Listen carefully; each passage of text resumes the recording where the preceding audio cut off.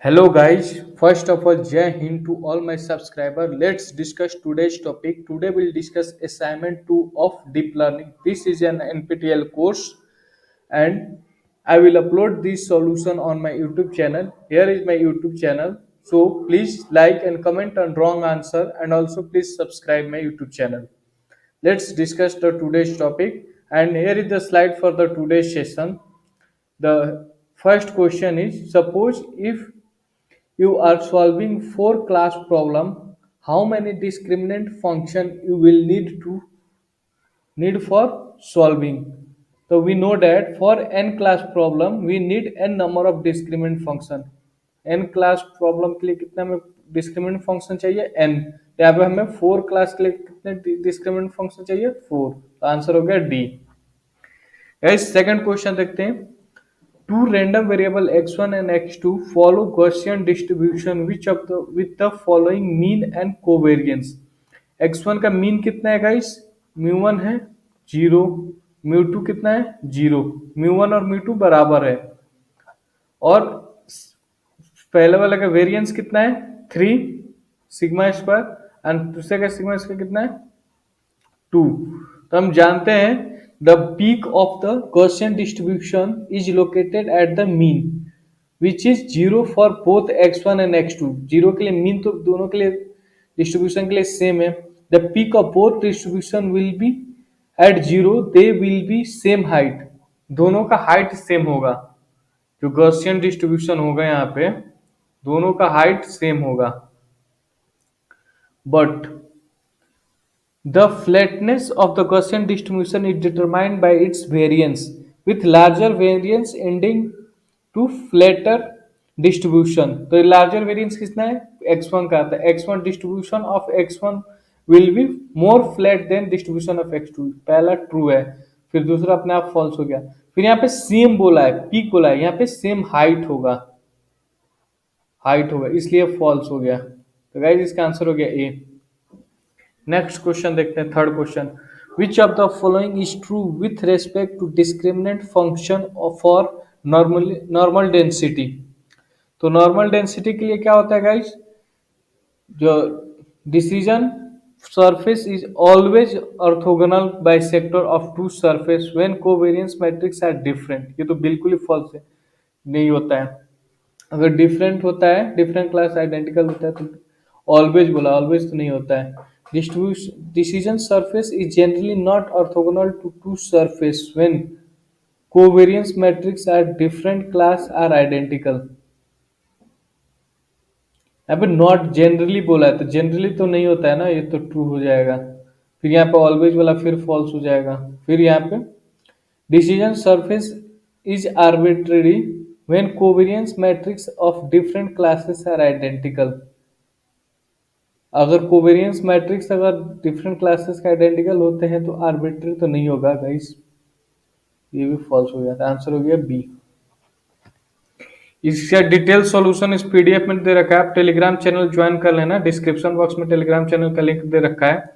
मैं ये स्लाइड वहां टेलीग्राम चैनल पर अपलोड कर दूंगा. वीडियो को गाइस लाइक कर देना, कमेंट करके बताना आपको कोई आंसर गलत लग रहा होगा तो, रॉन्ग लग रहा होगा तो, और चैनल को गाइस सब्सक्राइब कर देना ताकि मैं मोटिवेशन मिले मुझे ये स्लाइड्स प्रिपेयर करने के लिए और आप लोगों को सोल्यूशन देने के लिए.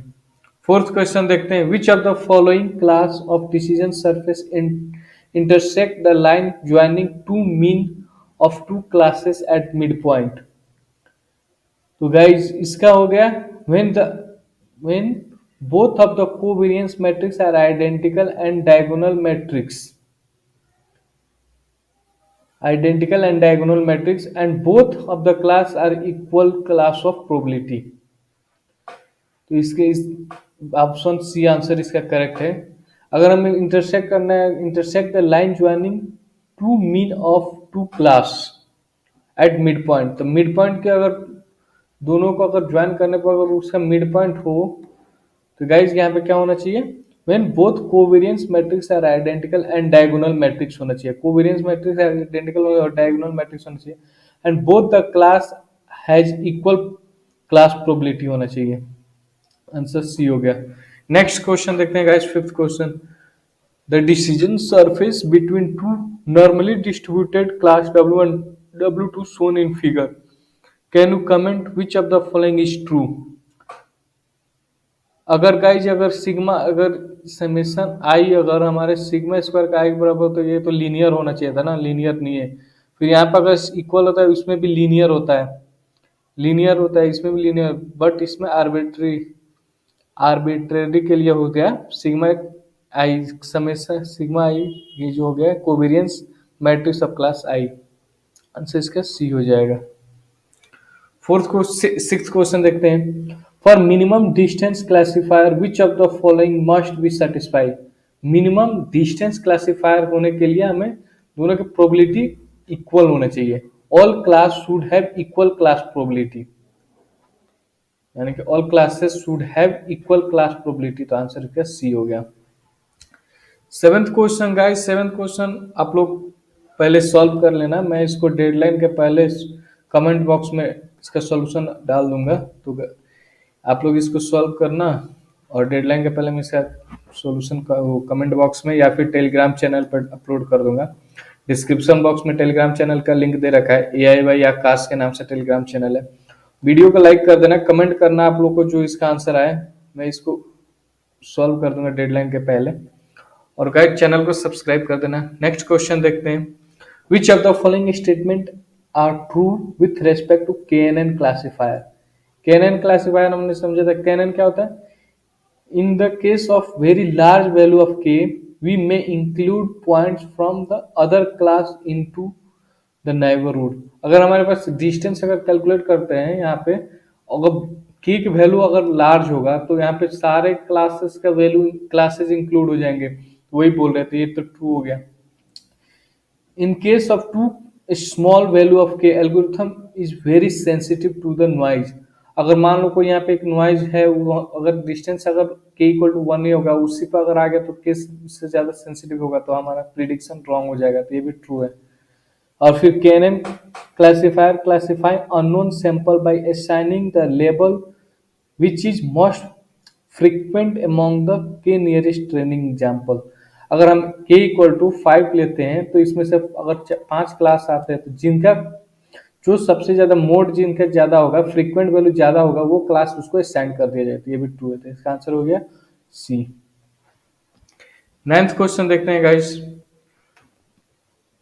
You have given following two statement, find which of these option is are true in case of KNN। in case of very large value of k we may include point from the other class, तो अभी just देखा ना, true है। and the in case too small k value of k the algorithm is very sensitive to the noise, ये भी true है। तो answer है सी। 10th क्वेश्चन देखते हैं guys. decision boundary of linear classifier is given here, what will be class of the following two unknown input sample, consider class 1 as a positive class and class 2 as a negative class। हमें अगर A1 को इसमें put करेंगे, जो हमें equation दे रखा है 4 into 1 plus 6 into 2 minus 11, तो कितना हो गया 4 plus 12 minus 11 5, पॉजिटिव है। पॉजिटिव हमें पॉजिटिव में क्या देगा, क्लास 1 हम पॉजिटिव है। फिर A2 को अगर पुट करते हैं तो A2 पुट करने के बाद क्या होगा 4 into 1 plus 6 into 1 minus 11, ये हो गया -1 नेगेटिव। तो A1 हो गया A1 belongs to class 1 and A2 belongs to class 2, option A सही है। तो गाइज वीडियो को लाइक कर देना और कमेंट करके बताना आप लोगों को कोई आंसर गलत लगे तो। क्वेश्चन नंबर 7 में टेलीग्राम चैनल पर अपलोड कर दूंगा या फिर डिस्क्रिप्शन बॉक्स में डाल दूंगा डेडलाइन के पहले। और आप लोग चैनल को सब्सक्राइब कर देना गाइस। मिलते हैं नेक्स्ट वीडियो में, बाय बाय।